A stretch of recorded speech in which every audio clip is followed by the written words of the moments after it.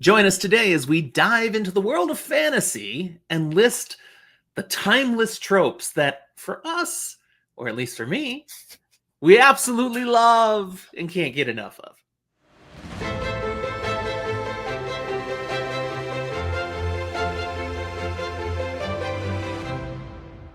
Hi there, and welcome to Fantasy for the Ages, the show where a father and son sit down and talk about fantasy.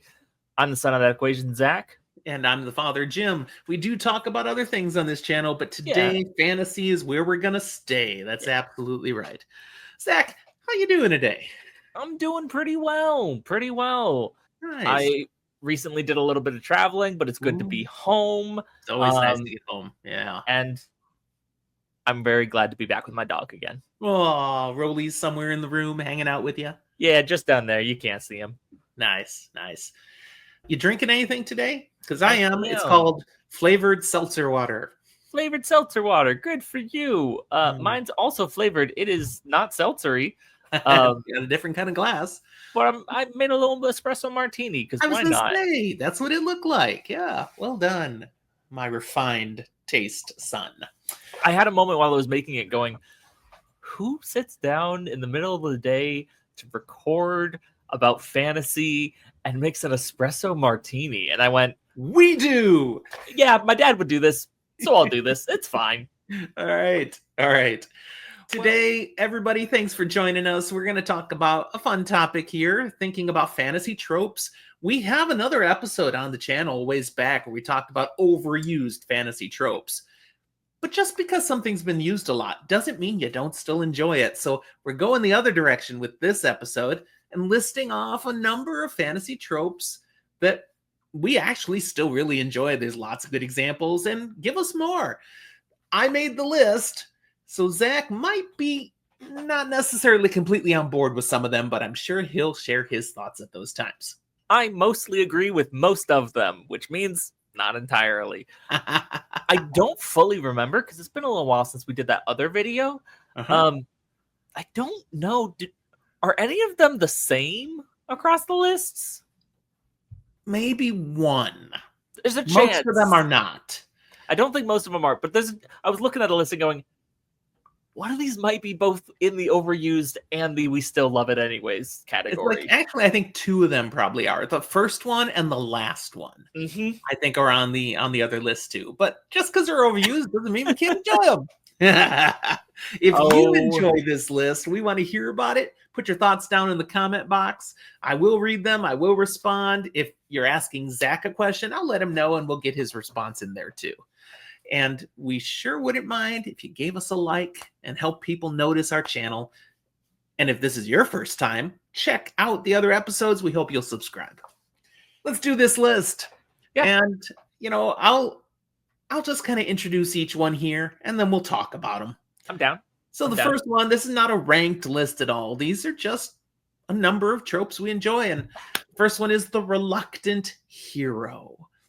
Someone who's forced into heroism despite being quite resistant initially. Common examples include Randall Thor from The Wheel of Time, Frodo Baggins from The Lord of the Rings, of course, Tyrion Lannister Debatable. In Song of Ice and Fire. He ends up in certain circumstances where now he's the one who needs to be the hero and doesn't want to have to, but he steps up. One a little more obscure for a lot of people is Animandor Rake from Malazan Book of the Fallen. Little late to say this. Minor spoiler warning throughout the episode. We're obviously not going to be going into much of anything. We are still spoiler light, but we will sometimes mention some examples. And if it's a little bit of a reveal for this, then surprise, Frodo Baggins is the reluctant hero, guys. He wasn't 100% I'm the hero from the get-go. I mean, just the fact that he's a hobbit, he didn't want to leave his home. That's kind of hobbits. Exactly. Yeah. This is a trope. It's one of the biggest tropes, I think, in all of fantasy. It's hard not to see this. Right. But I want to see this. I'm more bothered by a hero that's too gung-ho about it. Yes! If there is I want to go take down the dragon! Yeah, no. Shut up, you're too cocky. If there is a hero in a book, which there isn't really always, But if there is a true hero kind of vibe, I don't want them to be sure of themselves from the beginning unless things are going to change immensely. If we're going to get a true hero, I do want them to be reluctant. Okay. Second one is the anti-hero. So here we've got someone who is a hero in the story, maybe the hero, but is rather morally ambiguous, defies the traditional heroic norms. One that I just mentioned on the list fits this one too, Animander Rake. The reluctant anti-hero. Yeah, I mean, he's a brooding, immortal warrior sorcerer. I mean, he's not a very friendly, cheerful kind of guy. He's constantly feeling depressed from what he has to do. And he's got that sword that, drains people's souls, trapping them forever. I mean, this is not real, sunshine and roses. No. For me, an anti-hero usually gets classified kind of by actions, how they go about being a hero. Best example for me is classic, like The Punisher. Clearly an anti-hero. That's classic, yeah. But it's very much something where it's a little grittier, it's a little bit darker usually, so it's a lot more common to see in grimdark, I think. But especially if I'm reading that genre, that subgenre, I like seeing this. I love a broken character, and what is not more broken than someone who is doing morally unclear, not necessarily good actions, but is the good guy, and that conflict and dynamic is really fun and interesting. Yeah. First Law gives us a number like that. Logan Ninefingers, Sandan Glokta.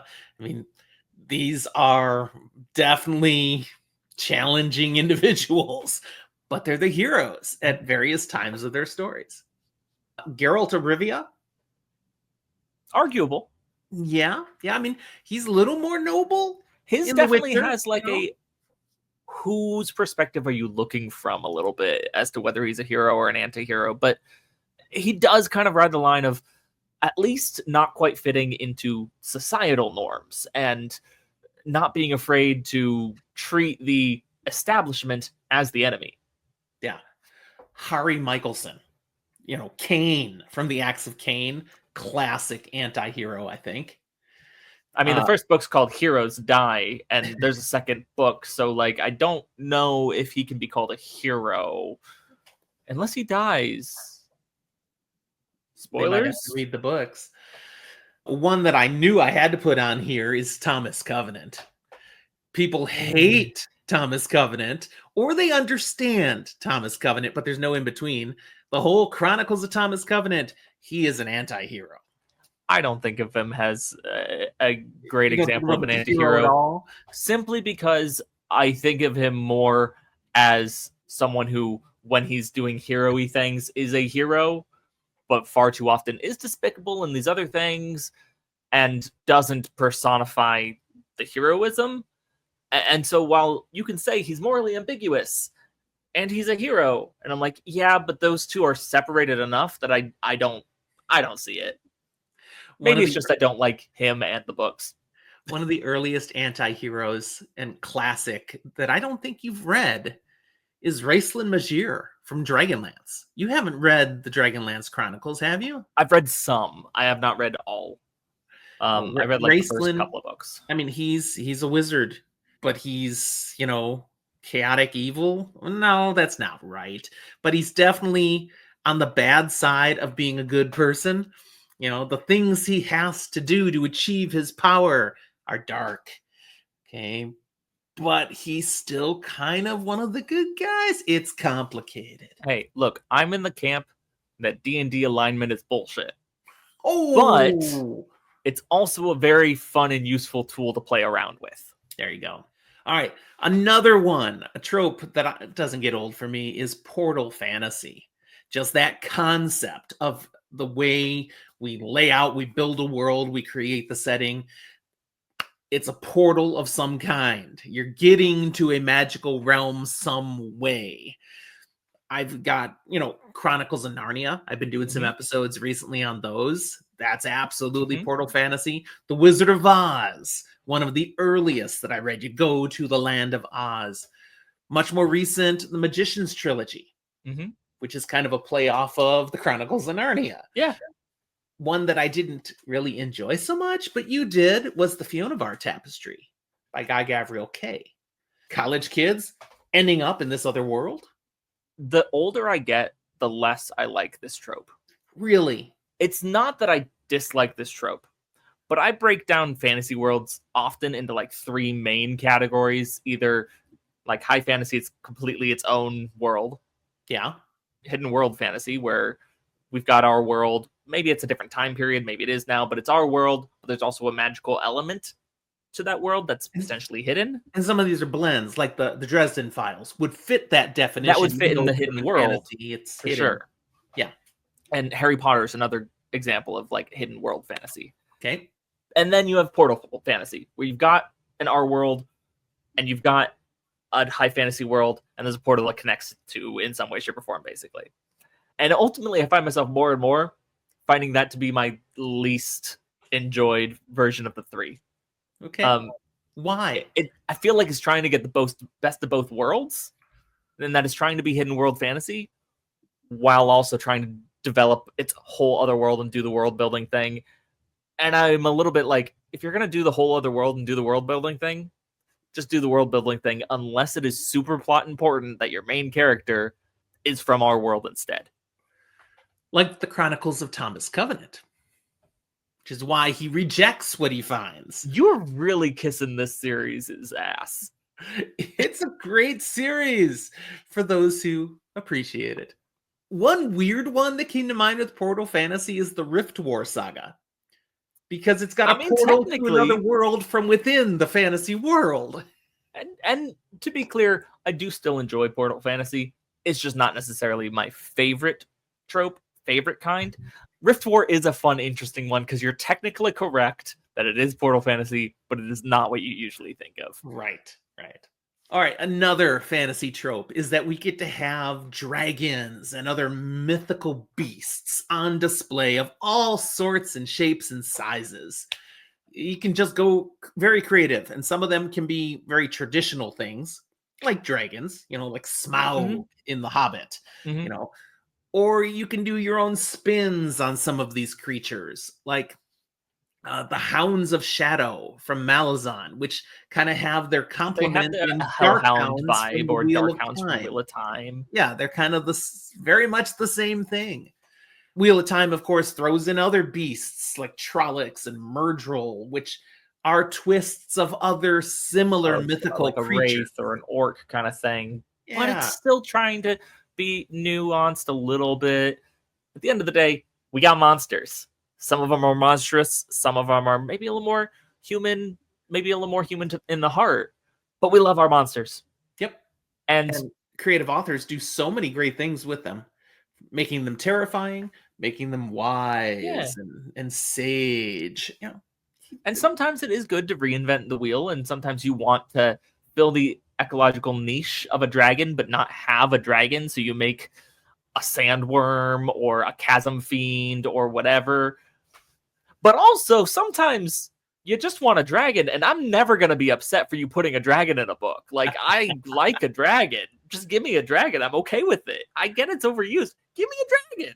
I also appreciate how some authors play off, they'll riff off the same theme in different, hey, I love the sandworms of Dune, so I'm going to make the movie franchise Tremors, where my worms are just a little smaller, but just as terrifying. Works for me. All right. The next one I want to do is sentient weapons or artifacts. Sentient or sentient. I'm never sure. I think you can pronounce that either way. We're talking about a magical sword or object that may have actual consciousness, like you might be able to talk with it, or it has some conscious power of how it applies. It's not just a magic ring, you put it on, you're invisible. No, it actually is like, are you worthy to be invisible? Something that can think through. So an example that comes to mind is Nightblood from the Cosmere. It will talk to you, and it can do special things, but it's thinking about whether that special thing applies. Evil, I said invisible ring, well, the one ring from the Lord of the Rings does make you invisible, but it has a mind of its own. Well, it's really a mind of Sauron, but but it's got a will all to itself that it will affect others. It will take certain amount of action upon itself if it can. yep, It is its own player in its own right. exactly. Excalibur was one I thought of. The only the one true king can pull this out of the stone. Okay, Now, so it's arguable whether or not that is an affect of the sword or an affect of a spell upon it or whatnot. But regardless, there are so many of these objects throughout fantasy that have some power of their own, either over their use or who is or how it is affecting the world. And regardless of what it's doing, where it is, how it's being used, I'm down for it. Give me a fun personality or even just an object that has to be treated with a level of intentionality to it because it cares what happens over just a sword any day. there you go. And there's one more that I was like, this would be a fun one to talk about. The Horn of Alir from the Wheel of Time. Except I can't explain why it fits this list without being too spoilery. No. One, you certainly can't explain how that fits the list. I'm going to give you a different one that we also can't explain that much, but you'll appreciate I'm bringing up. Demon Reach. Yeah, that's another good one. Love that one in terms of this list. Yeah. This category. All right, so you agree with that particular section on here. That was a good one. Absolutely. Another trope that they can do lots of fun things with is just having political intrigue and scheming in your fantasy. Power struggles, betrayals, shifting alliances, like A Song of Ice and Fire. Game of Thrones is full of this, and it's what makes it such an entertaining story. First Law has plenty of this as well. The Empire trilogy from Raymond E. Feist and Janny Wirtz, that's what comes after the Rift War saga. Had you read that? I haven't gotten further there yet. I've too many other things to read. I get it. But that's totally about the political intrigue and scheming. The Poppy War, one of the more recent ones I'd read, and you read it first. Well, and let's also throw a couple of other things, one of which you haven't read yet, but directly below you, the Lightbringer series. Plenty of that in there. And then going even side of space opera stuff a little bit, Red Rising. Oh, yeah. Yeah, so much. Keep bringing it. We love those. Those tropes are good. Yeah, it could be said that this gets overdone or overplayed, but I think more commonly, if it's a problem, it's because it wasn't done well enough. And so it felt like there were just plot twists for the sake of plot twists. The scheming wasn't there. It wasn't laid well enough. The characters didn't actually seem as smart as the plan that showed up miraculously.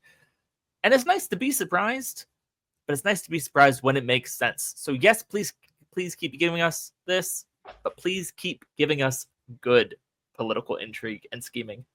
There you go. The next one I'm going to mention, I think, is one less people appreciate than I do. But it's fewer. The trope of the slow burn master plan. Something that plays out over the scope of a long novel or a lengthy series. Malazan Book of the Fallen is classic for that. There are things that happen throughout that and finish with the crippled god that you're like, oh my goodness, but it takes forever for it to get there. A Song of Ice and Fire has features of that. The Wheel of Time does in many different ways. Even the First Law series has someone in the background manipulating things, and it's gone on actually for centuries. You're not reading centuries, but you're seeing the result of this long game. And I like it. I don't always. Which is a funky thing I'm going to bring up here, because sometimes I am in the category of you're trying to put this really long game out there, and you just wrote a slow, boring book. However, in writing a slow, boring book, there's a solid chance that book 9, you have one of the best payoffs in all of fantasy. And you need, for me, I think you need this level of slow burn plot to get to that level of payoff. Yeah. And so a lot of my favorite series do this. Yes. But I do have to work sometimes to make it worth it. It's why one of multiple reasons Malazan's taking me a while. It's because it's got that slow burn plotting, planning, and build. And I haven't gotten to the biggest payoffs by far yet. Yeah. But it's also why people stall out on Stormlight Archive, The Wheel of Time, a lot of these big epic fantasy series. And I get it. Not everybody has the patience for these things. So I don't want it in every book. No. But when it is there, it will possibly end up being one of my favorites. So below you on the screen, Forge of Darkness, the Carcanus trilogy. Mm-hmm. I finished that a few days back. It's really a prequel to Malazan Book of the Fallen that takes place thousands of years earlier. So you see the start of the slow burn plot. Yes, you do. You do. But at the same time, it's got its own story of just in this trilogy what's going on that already is this slow burn thing. I've just started book 2, The Fall of Light, and then book 3 isn't out yet. So I'm going to be sitting there waiting for the end of the burn. That's okay. Yep. Sometimes we have to wait for books, but it's worth it. There you go. All right, another one. I'm not sure everybody would agree that this is a trope, but I think it's been around enough now that it does count, and that's just going grimdark. Being grimdark fantasy has become a trope. This brutal, morally gray world that an author creates where heroes are rare and probably are going to die, and bad things happen to everybody, and the worst of the people tend to be the ones that come out on top. The First Law universe is all about grimdark, A Song of Ice and Fire, the Poppy War trilogy, the Acts of Cain, one of our favorites. It's grim and it's dark. It's got the grimdark tropes. Now, I think I still love grimdark. I think this has kind of gone to a point where it's moved past being a trope and into truly a subgenre of its own. It is a category of fantasy books at this point. But even within that, you can still pull out, well, there's a core tropiness to it of if the truly vilest people are the ones who are actually coming out on top, if we're following the model of grimdark within this subgenre, then it's still kind of tropey. And it is sometimes kind of refreshing to subvert that within the genre now and maybe make a morally good character in this dark world not fail. That being said, I'm not going to be upset seeing the good guy not win because it's a dark world. Mm-hmm. So I'm okay with the trope. My next one I put in really kind of partly for you. I was thinking of things you like in one of the particular series you've enjoyed. So The Rogue with a Heart of Gold is a trope. And I know you really enjoyed reading the Gentleman Bastard series with I've enjoyed it, yeah. And that's a classic rogue with a heart of gold. I haven't read it yet. I'm familiar with it. You're thinking. I'm thinking whether or not I should allow you to say that he's a rogue with a heart of gold. He's a rogue with a heart that wants gold. That's fair. Jean, I would say, is a rogue with a heart of gold, which fits Gentleman Bastards to a certain extent. It's there. There are some of those elements. There are still good guy elements, and you get a number of characters throughout this that, whether or not their true intentions were good, they fit the bill. They'll ultimately do the right thing. You get your Robin Hood types, and yes, it's really fun seeing the outlaw running around, the world's against them, even going to a lot of Rhaenyra. Oh, sure. Royce and Hadrian, yeah. It's a fun time. And when we're talking about rogues, let's pull from Star Wars, Han Solo, classic character that fits this mold. Who doesn't like Han Solo? Right? Well, Leia is kind of divided at times, but she gets there.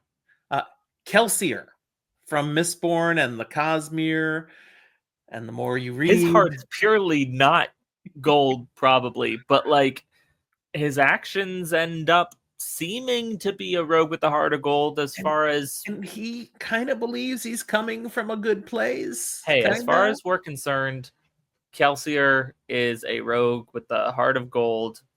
Spoiler light. All right. I've just got a couple more. And when I say couple, I mean two. So I've got two more.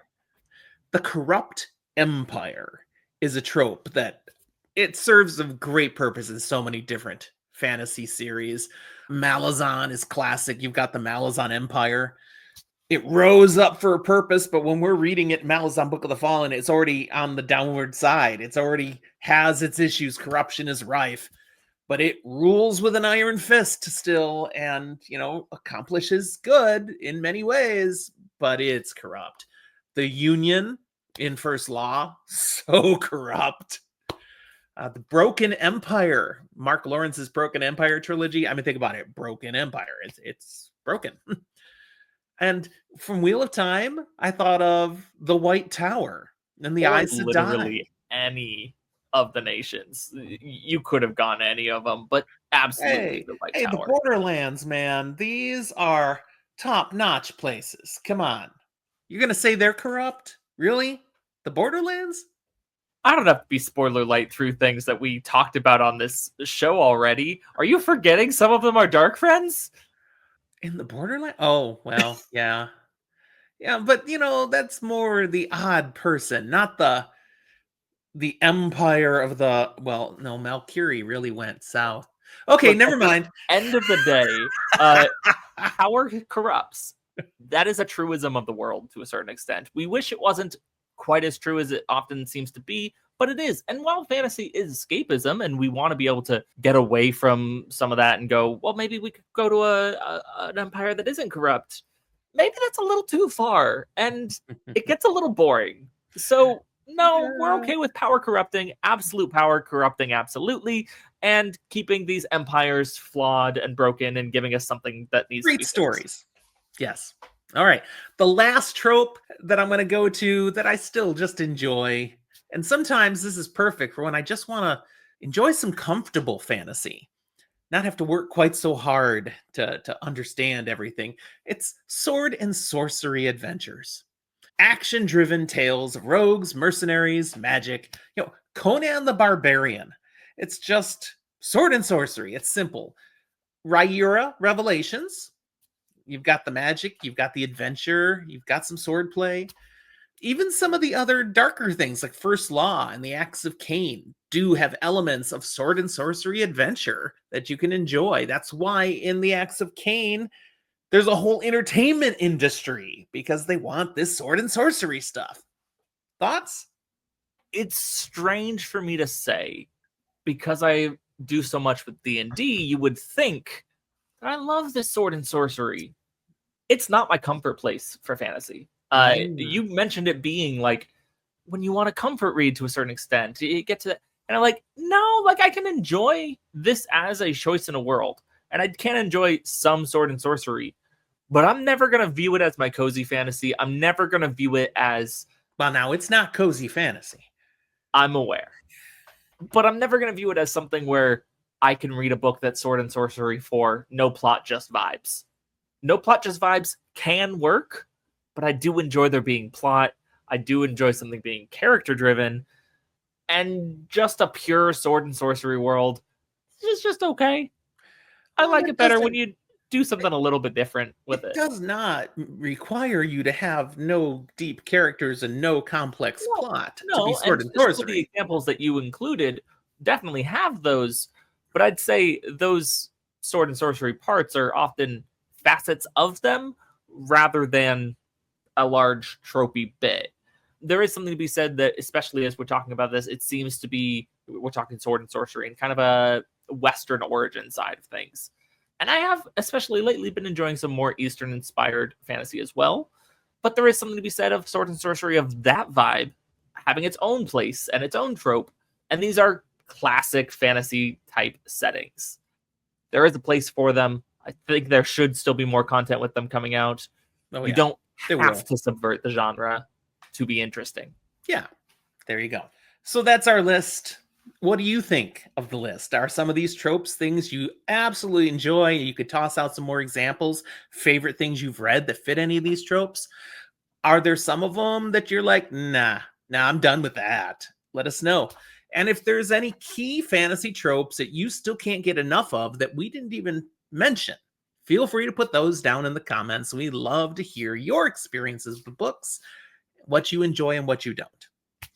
Also, while you're looking down there, the show notes show all the different ways you can interact with Zach and I. Besides comments, our social media links are there, invitation to our Discord server, our email address, and even our Patreon site, where you could choose to become a patron of Fantasy for the Ages, get a few extra benefits, see these episodes often before anybody else. All right, that's what I have. You got any last words, Zach? Nope. Thanks for watching, everyone. We'll talk to you next time.